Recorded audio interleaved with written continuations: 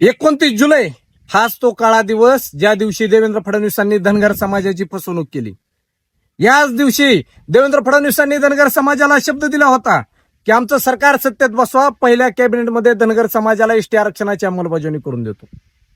तिथून पुढल्या काळात नरेंद्र मोदींनी देखील धनगर समाज एसटी आरक्षण अंमलबजावणीचा शब्द दिला.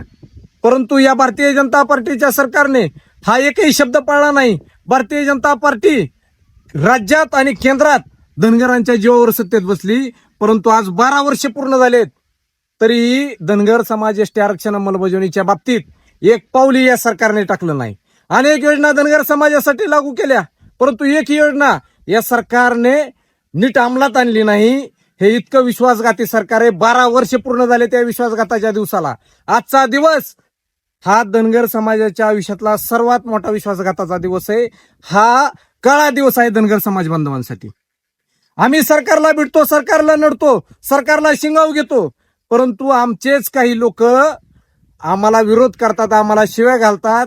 याच्यापेक्षा मोठं कुठलंच दुर्दैव धनगर समाजाचं नाही हे लक्षात ठेवा. याच्यापेक्षा मोठा 29 जुलैपेक्षा मोठा कुठलाच काळा दिवस धनगर समाजासाठी नाही हे लक्षात ठेवा. जय मल्हार.